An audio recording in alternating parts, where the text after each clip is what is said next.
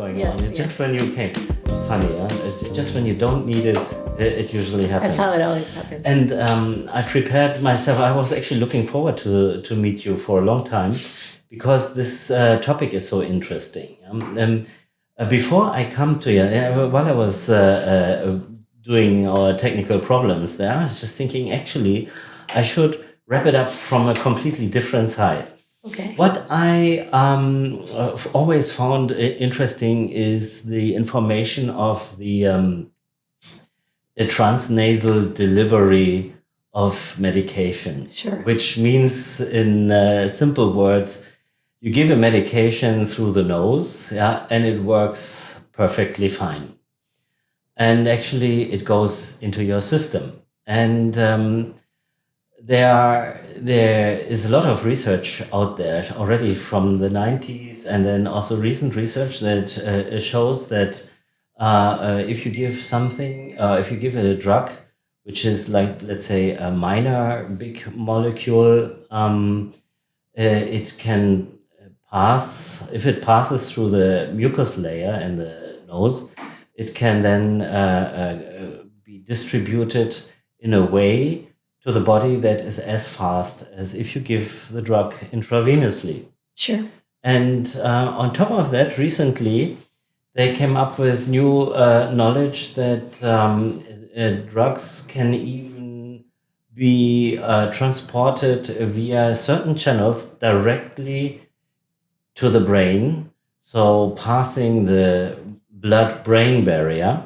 And what I learned is they go basically with the perineurium.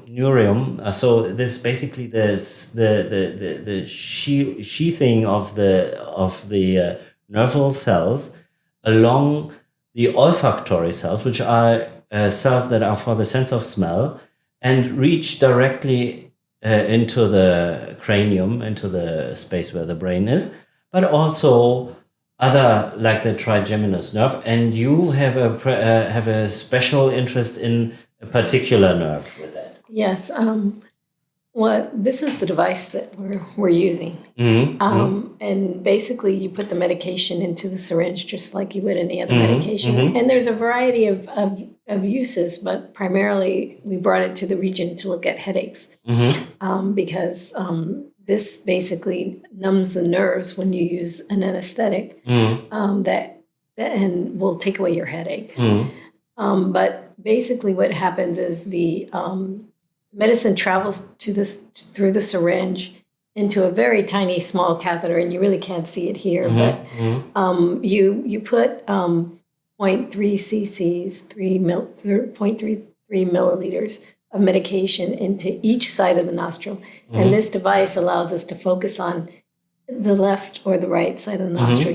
When you're actually using it, you're going to turn the catheter, which at the end has a very small, like end that has tiny holes, micro holes, yes, nano holes, nano holes in there, yeah, and it puts a mist up into your nose, yeah, and it goes, it gets absorbed by the Can mucus. I interrupt you here? Because as far as I know, or as I read, the first barrier in the nose. So there is actually a big advantage, obviously, that the nose has very good blood circulation. Sure. But the first barrier is the mucus. Yes. Yeah? How does your mist that you spray in the nose overcome this mucus, which is like a protection shield? Sure. The nerve we're targeting is a spinal-palatine ganglia nerve, which is a nerve bundle that has branches that go directly into the brain and down to the spinal cord. But it's actually coated and protected by a membrane of mucus. So what we found, though, was when you actually spray this medication onto that mucus, the mucus actually helps with the absorption of the medication and brings it directly into the nerves. It's not a barrier. It's actually a conduit to the nerve. Oh, that's good. So people worry about, I don't think that you would want to use this with a bunch of mucus in your nose. You probably had to blow your nose before you do that if you have. But the mucus that surrounds the nerve bundle there inside behind the nose. It's right behind your nose up here, and it actually helps with the absorption of the medication. How I understood it, I was just thinking that most likely when you put the pressure on this and create the mist, that the particles, which are so small that they come with such a speed onto the mucus that they go inside. You would think that, but they actually that doesn't necessarily come in with a bunch of speed. Earlier techniques to target this nerve were using, they were dipping medication into, like on a large Q-tip, kind of like, and they would put that Q-tip up your nasal cavity and let the medication drip, and it would take about 30 minutes to complete the procedure. It was very painful. Yeah. But with this, you don't really even feel any, you feel maybe a slight, tickle in your nose. And how deep does it go in your nose? It actually travels under, when you put it into the nose, it actually travels on top of the palate of your mouth. And it's probably maybe a couple inches long. But so it would be basically, the design is so that the catheter comes out of this catheter opening? comes out of here. It's very thin. All right, it won't come out until you actually push it through. Yeah. But the catheter comes out, and it's about this long. About this distance then. Yeah. All right. You can see that catheter in there. Yes. And you can see the tip that's sitting in here, and the tip of the... Yes, exactly, yes. It ends here. Yes. And then it comes out that much. Yeah. And at the end of the catheter, there is like a shower head or so. No, it's actually like a little bundle of plastic that's poked with holes. How do you make these small holes in the catheter? There are actually only a couple of factories that are able to produce this. This was actually produced in the U.S. and people always say, "Oh, it's a little bit expensive." Yeah, it's expensive. They say, "Well, you should send it to China," but China doesn't have the manufacturers that are capable of producing those small little nano holes in the soft plastic, because it's not a hard plastic; it's very soft. Yes. It actually bends. So bends. My husband makes a joke about it, but he says when he uses it, it feels like he has a big booger stuck in his nose. Yes. Yeah.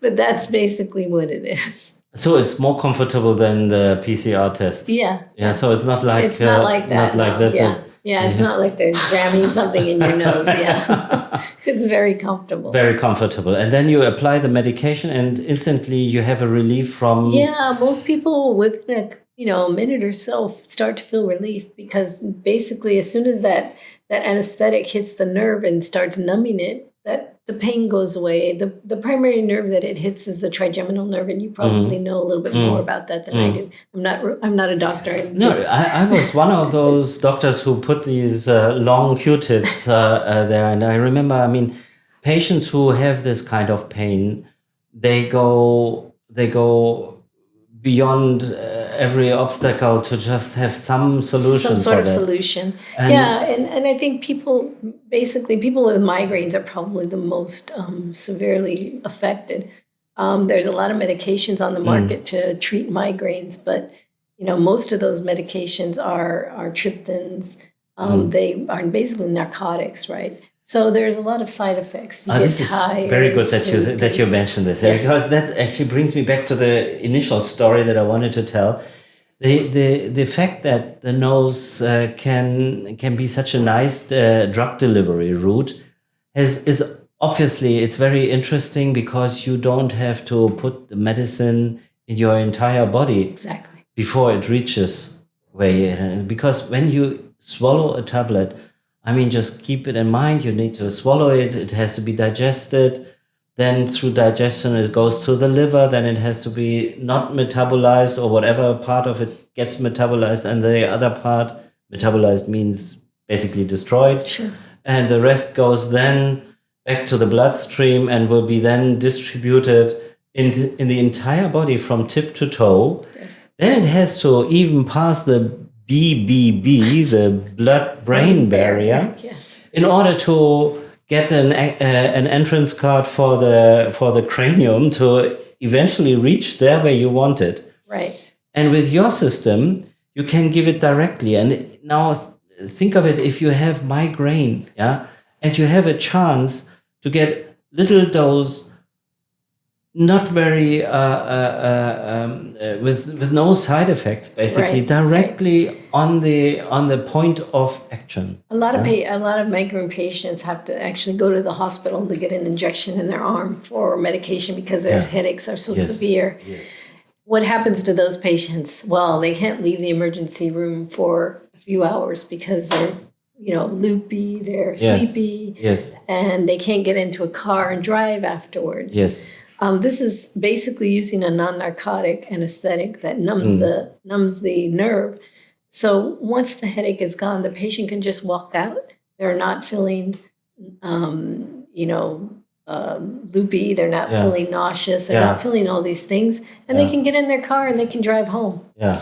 So it's really a big savior even for the hospitals that have that valuable space in their hospital bed that's being taken up by a patient that's going to leave that day. And the patients, can they reuse it, or they can use it? This was designed as a one-time use device, and that was basically at the request of the FDA. Because it's such a good drug delivery system, they're afraid that it won't be used for other things.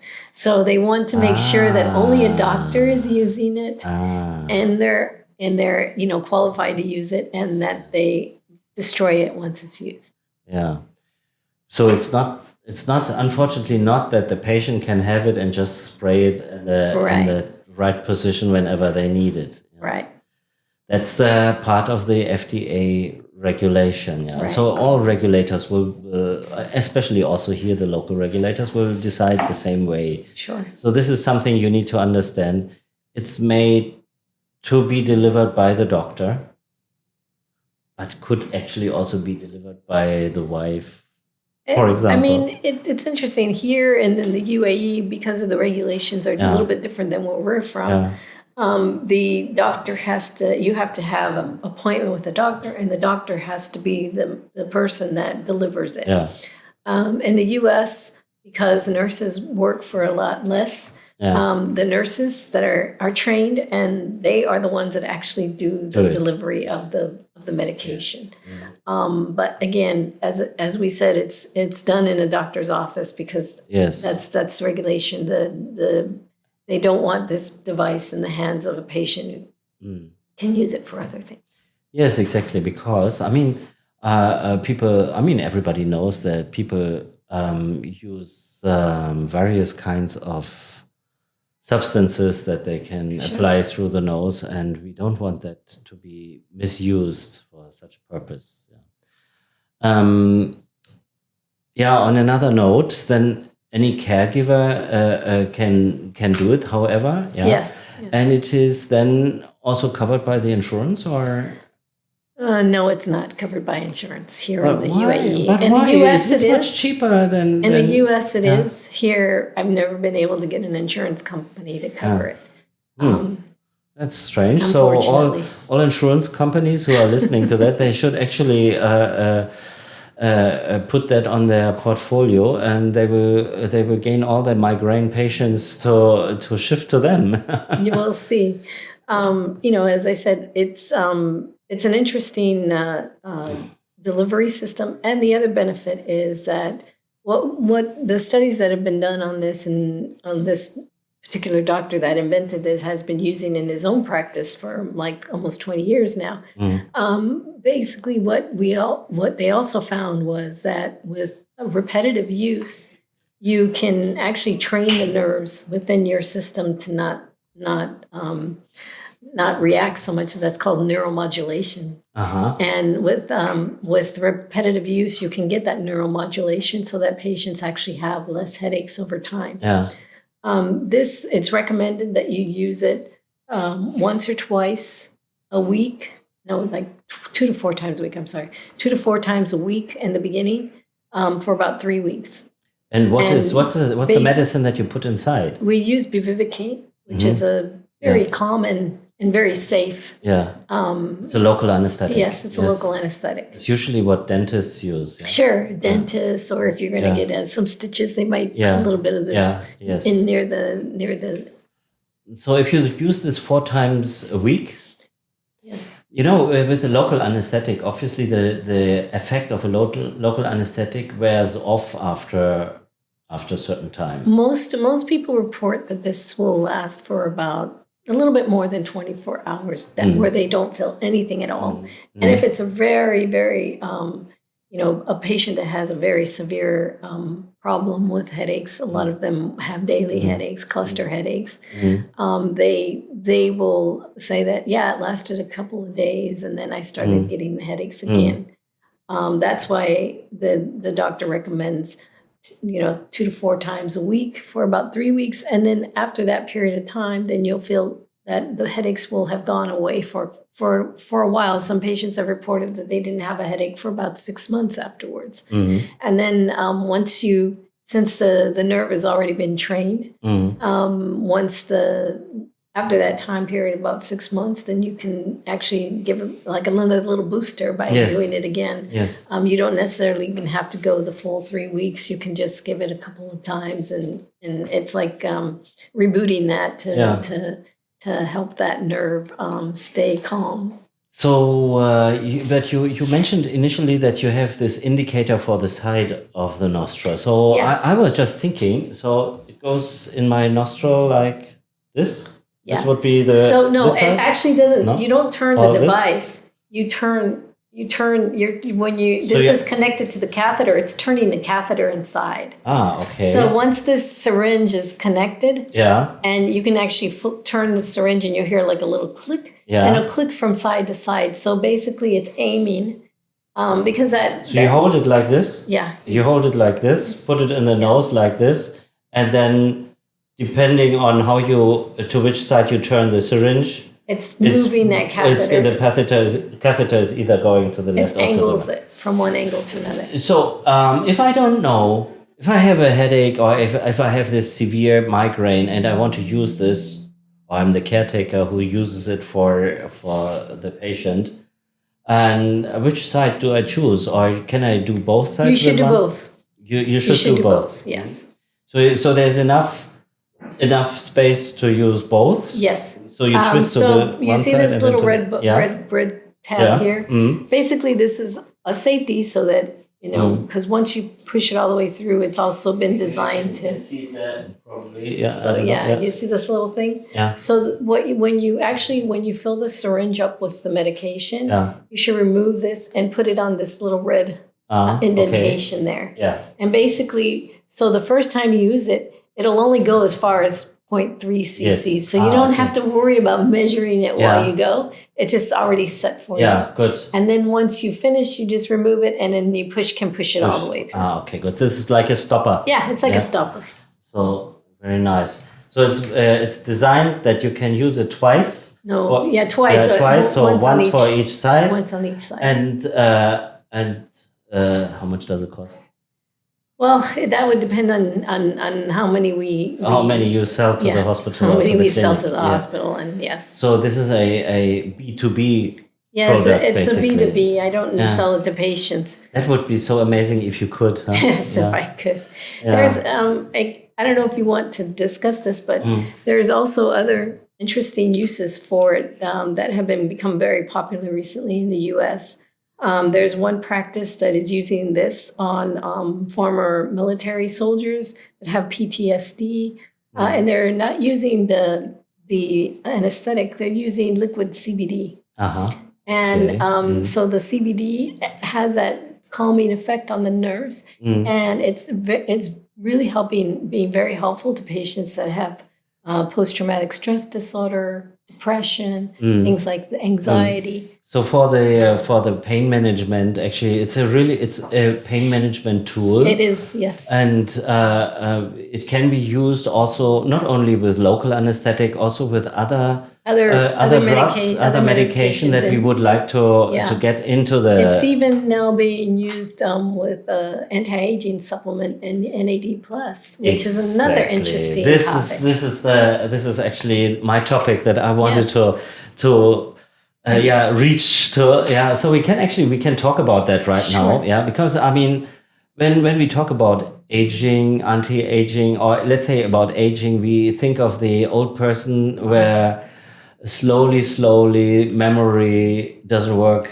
so well anymore. You forget things here and there, and slowly the brain potential goes down. It's just like because the brain does not recover, renew itself so quickly anymore as it did in the youth. And there's lots of new development, and one of that is the NAD plus, because NAD plus is actually a natural substance which is in all cells and in the pores of the cells, and it has an effect also on the protection of our telomeres and actually on the accuracy of the reading of our genetic information. Correct. And scientists have found out recently that the amount of NAD plus in our cells goes down with the age. Yes. And it is getting less and less, and we think probably that's the reason why or most likely, this is one of the main reasons contributors to aging. That cells lose their function with the time. Right, because over time, we have our set DNA when we're born, but every time a cell divides, it's copying that DNA, right? Yes. So as we get older, when we start losing that protection of the NAD within our cells, there are more and more errors made. Yeah, when that cell copies. Yes. So when we're young, the copies are very strong. Yeah. And as we get older, there are more and more deviations on that copy. Yes. And so this is where things like cancer come in. If you have a genetic predisposition for cancer, it's more likely to happen because your cells copied it, right? So with aging, we know that, like you said, your cells get tired and they start, because they lose all of these supplemental properties, and they start making mistakes. Yeah, and the thing is that that does not only lead to cancer. Cancer is one of the reasons which we get so many cancers now, because we all grow so old. Sure. Yeah, and we reach ages where this kind of wear and tear of the multiple copying of the cells has an impact on the function, and also on the protection function, for example, but also the function of the brain cells itself, like Alzheimer's disease, dementia, all these problems. There are multiple substances actually that are developed right now that could help there, and NAD plus is one of them. Yeah. So the benefit to this is that you don't need this huge amount. Like you said, anytime you're bringing a medication or something into your body and it goes either through your digestive system or through the blood system, it takes a little bit more time to get to your brain. And this one goes, again, directly into the brain. You can use a small amount and you get the same benefits of sitting in a chair for 3 hours with an IV and getting an NAD plus treatment. Yes. So this is a quick procedure that people that are very busy can do in your office very quickly and get the benefits of having had like a 3-hour IV. Yes, and NAD plus is unfortunately a substance that can only be given IV. Yes. So far, and that would be another option. I mean, there is also the option to get NMN, which is a it's a molecule that will be then metabolized into NAD plus, possibly, and increases the amount of NAD plus, and it should help as well to take 1 tablespoon NMN every morning or so. But the real effect comes from the NAD plus. I know that as well, and that's why we all like to give it IV. But also that is hard to get by actually on the market right now. It's not available for everybody. It's a little bit difficult, and this is something that we're looking into right now because we're looking for a supplier that can give us the water soluble NAD plus and be able to put it into the right solution that can deliver the right amount of medication through the catheter. Yes. Water soluble, it has to be water soluble in order to pass the mucous membrane. Yeah? Yes. It's very important. Otherwise, it will stick outside and it will just hang on. It won't go anywhere. You won't get the benefit. Yes. But then you can also, you would not only use the SPG as the let's say, delivery route, but you could also use the olfactory area, which is at least 20% of the nasal mucosa. Yeah? And you could maybe change the direction a little bit and deliver it more higher up in the nose. Yeah? And you get also very good chance to reach through through this sieve-like bony membrane called lamina cribrosa into the cranium and past the BBB, the blood-brain barrier. So that would be good. And then there is a last a development which I read about. I don't know if you heard about this. Now we all experienced the COVID time, and due to this period of infections and a pandemic, new vaccinations came on the market. Sure. Were distributed all over the world, and these vaccinations have been put into nanoparticles. And these nanoparticles, they are also a good carrier to deliver other substances on the same route to through the transnasal approach into the cranium. I heard that the next vaccination that will come up, they will come up as nose sprays. Did you hear about this? No, I did not. That's very interesting. Yeah. Of course, this is also something that people should be, let's say, they should be a little bit critical about this, yeah, because if you spray something in your nose, you need to know exactly what it is. Yeah. Right. And I know from previous conferences, when new nose sprays come on the market, like cortisone sprays or so, they come up with certain properties, let's say like gels or so, that they stay a little bit longer on the mucosa so that they have a longer effect and so on. Well, those sprays, they are meant to have an effect on the nasal mucosa and not find the highway to the brain. To the brain. That can be found only with your system, where you can have where you can put the catheter directly on that spot. Yeah. So please don't mix these two sprays. This is not a normal nose spray. It's like a non-invasive syringe that brings the substance to the right spot. I actually, it just comes to my mind, I also did with very long syringe, with very long needle that I bent at the very end. I did injections for cluster headache patients to the sphenopalatine ganglion. And that requires a lot of training. Somebody like yourself. No, it is very difficult to manipulate a curved needle through the entire passage of the nose without scratching and once you have a drop of blood, your lens will be covered, and it will be very difficult to hit the right spot. So this is very, very, very difficult. So your system is fantastic for that. Yes, it's really, it's very easy. I can really recommend that. And I think we will also have it here in the clinic. However, I recommend it more for pain management clinics than us who have every now and then a patient.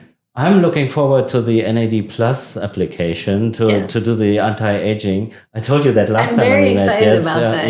Yes. That would be great because, I mean, imagine you can tackle dementia and Alzheimer's disease with that. Yeah, and there's I would suggest to maybe change the design a little bit also for the olfactory region to go up. Of course, you could actually just shift this, but then you need to have at least 4 steps. 4 steps and a bigger syringe. 4 steps and a bigger syringe or so. Yeah, that would be good for the anti-aging. That would be really great. And yeah, that's actually what we can say about this news. And it's actually, the funny thing is, you know, how rules and regulations and additional things sometimes hamper the progress in the world. I mean, I know you now since 4 years. This was new when you met me. Yeah, it was new. It was not new. Really so. Unfortunately, the problem that happened with this is that, you know, we're a very small company, and when we introduced this was probably maybe 6 months before the CGRP drugs came on board. And then everybody, all the big pharmaceutical companies were all out talking to all the doctors saying this was a miracle. All your patients are going to be only requiring 1 injection a month and they're never going to have a headache again. Yeah. You know, unfortunately, I think, and I've talked to a lot of doctors here, is a lot of doctors believe that this is the case. But unfortunately, if you read the medical studies, you're going to find that it's only effective for about 50% of the population. So the other 50% gets no benefit. It's a very expensive medication as well.